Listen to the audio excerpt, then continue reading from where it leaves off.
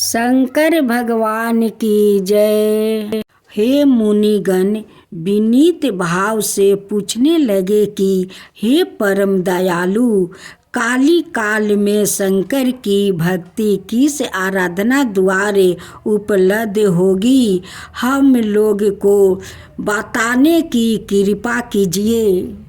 क्योंकि कलयुग के सभी प्राणी पाप कर्मों में रहकर वेद शास्त्रों से विमुख रहेंगे।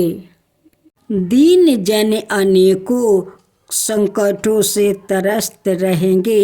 हे मुनि श्रेष्ठ, काली काल में सत्य कर्म की और किसी की रुचि ना होगी। जब पुण्य क्षीण हो जाएंगे तो मनुष्य की बुद्धि अस्ते कर्मों की और खुद प्रीति होगी, जिससे दुर्विचारी पुरुष वंश सहित समाप्त हो जाएंगे। इस अखिल भूमंडल पर जो मनुष्य ज्ञानी होकर ज्ञान की शिक्षा नहीं देता, उस पर परम पिता परमेश्वर कभी प्रसन्न नहीं होते हैं। हे महामुनि, ऐसा कौन सा उत्तम व्रत है जिससे मन वांछित फल की प्राप्ति होती हो? आप कृपाए कर बतलाइए। ऐसा सुनकर दयालु हृदय श्री सूत जी कहने लगे कि हे श्रेष्ठ मुनियों, तब सैनक जी आप धन्यवाद के पात्र है। आपके विचार सराहनीय है। आप वैष्णव्य ग्रह ज्ञान है, क्योंकि आपके हृदय में सदा परिहित की भाव रहती है। इसलिए हे सैनक, हे सैनकादि ऋषियों सुनो, मैं उस व्रत को तुमसे कहता हूँ जिसके करने से सब पाप नष्ट हो जाते हैं। धन वृद्धि कारक, दुख विनाशक, सुख प्राप्त करने वाला, संतान देने वाला, मन वांछित फल प्राप्ति करने वाला यह व्रत तुमको सुनाता हूँ, जो किसी समय भगवान शंकर ने सती जी को सुनाया था। और उसने प्राप्त यह परम श्रेष्ठ उपदेश मेरे पूज्य गुरु जी ने मुझे सुनाया था, जिससे आपको समय पाकर शुभ बेला में मैं सुनाता हूँ। बोलो उमापति शंकर भगवान की जय। सूत जी कहने लगे कि आहु वृद्धि स्वास्थ्य लाभ हेतु त्रयोदशी का व्रत करे। इसकी विधि इस प्रकार है। प्रत्यह स्नान कर निराहार रह कर शिव ध्यान में मगन हो, शिव मंदिर में जाकर शंकर की पूजा करे। पूजा के पश्चात अर्धे पुनः त्रिपुण्य का तिलक धारण करे। बेल पत्र चढ़ावे, धूप दीप अक्षत से पूजा करे। त्रितु फल चढ़ावे, ओम नमः शिवाय मंत्र का रुद्राक्ष की माला से जप करे। ब्राह्मण को भोजन करवा करे, समर्थ अनुसार दक्षिणा दे। सत्या भाषण करना परम आवश्यक है। हवन आहुति भी देनी चाहिए। इसके बाद मन व्रत धारण करे। व्रती मंत्र ओम ही काली नमः शिवाय स्वाहा से आहुति दे। इसे अभिश्रेष्ठ फल की प्राप्ति होती है। बरती पृथ्वी पर स्नान करे, एक बार भोजन करे, इसमें सब काम सिद्ध होते हैं। श्रवण मास में तो इसका विशेष महत्व है। यह सब सुख धन आरोग्यता देने वाला है। यह व्रत सभी मनोरथ को पूर्ण करता है। हे ऋषि वरों, यह प्रदोष व्रत जो मैंने आपको बताया, किसी समय शंकर जी ने सती जी को और वेद व्यास मुनि ने मुझको सुनाया था। सनकादिक ऋषि बोले, हे पूज्यवर, हे महामत, आपने यह व्रत परम गोपनीय मंगलप्रद कष्ट निवारक बताया है। कृपया यह बताने का कष्ट करे कि यह व्रत किसने किया और उसने क्या फल प्राप्त हुआ। एक बार किसी एक नगर में एक साहूकार था। उसके घर में धन की कोई कमी नहीं थी, लेकिन कोई संतान ना होने के कारण वो बहुत दुखी थी। संतान प्राप्ति के लिए वो हर सोमवार को व्रत रखा करता था और पूरी श्रद्धा के साथ शिव मंदिर जाकर भगवान शिव और माता पार्वती की पूजा करता। उसकी भक्ति देखकर एक दिन माँ पार्वती प्रसन्न होकर भगवान शिव से साहूकार की मनोकामना पूर्ण करने का निवेदन किया। पार्वती जी की आग्रह पर भगवान शिव ने कहा कि हे पार्वती, इस संसार में हर प्राणी को उसके कर्मों का फल मिलता है और उसके भाग्य में जो हो उसे भोगना ही पड़ता है। लेकिन पार्वती जी ने साहूकार की भक्ति देखकर उसकी मनोकामनाएं पूर्ण करने की इच्छा व्याकृत की।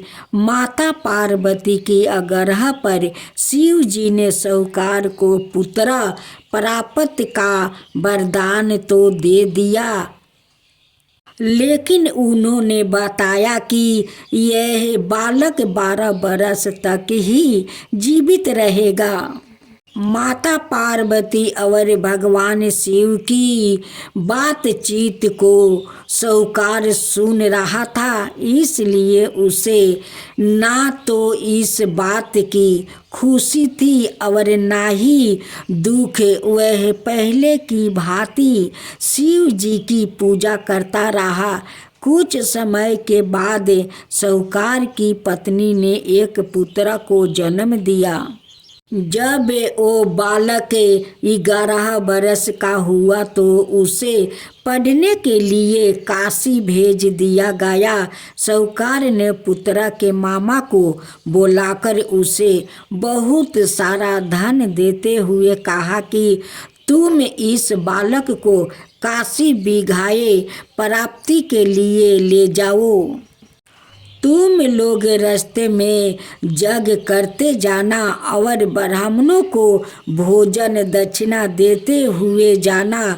दोनों मामा भांजे इसी तरह यज्ञ करते और ब्राह्मणों को दान दक्षिणा देते काशी नगरी निकल पड़े। इस दौरान रात में एक नगर पड़ा जहाँ नगर के राजा की कन्या का विवाह था, लेकिन जिस राजकुमार से उसका विवाह होने वाला था वो एक आँख से काना था।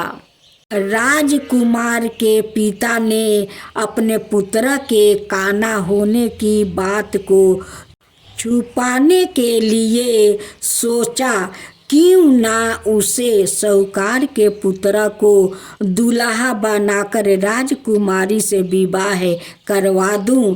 विवाह के बाद इसके धन देकर विदा कर दूंगा और राजकुमारी को अपने नगर ले जाऊंगा। लड़के को दूल्हा के वस्तु पहनाकर राजकुमारी से विवाह करवा दिया गया। साहूकार का पुत्र ईमानदार था। उसे यह बात सही नहीं लगी, इसलिए उसने अवसर पाकर राजकुमारी के दुपट्टे पर लिखा कि तुम्हारा विवाह तो मेरे साथ हुआ है, लेकिन जिस राजकुमार के संग तुम्हें भेजा जाएगा वो एक आँख से काना है। मैं तो काशी पढ़ने जा रहा हूँ। जब राजकुमारी ने चुनरी पर लिखी बातें पढ़ी तो उसने अपने माता पिता को यह बात बताई। राजा ने अपनी पुत्री को विदा नहीं किया, फिर बारात आपस चली गई। दूसरी ओर साहूकार का लड़का और उसका मामा काशी पहुँचे और वहाँ जाकर उन्होंने यज्ञ किया। जिस दिन लड़का 12 साल का हुआ उस दिन भी यज्ञ का आयोजन था। लड़के ने अपने मामा से कहा कि मेरी तबीयत कुछ ठीक नहीं है। मामा ने कहा कि तुम अंदर जाकर आराम कर लो। शिव जी के वरदान अनुसार कुछ ही देर में उस बालक के प्राण निकल गए। मृत्यु भाजे को देखे उसके मामा ने विलाप करना शुरू किया। योग बस उसी समय शिव जी और माता पार्वती उधर से जा रहे थे। पार्वती माता ने भोलेनाथ से कहा, स्वामी मुझे इसके रोने के सवाए सहन नहीं हो रहा है। आप इस व्याकुल के कष्ट को अवश्य दूर करें। जब शिव जी मृत्यु बालक के समीप गए तो वो बोले कि यह उसी साहूकार का पुत्र है जिसे मैंने 12 बरस की आहू का वरदान दिया था।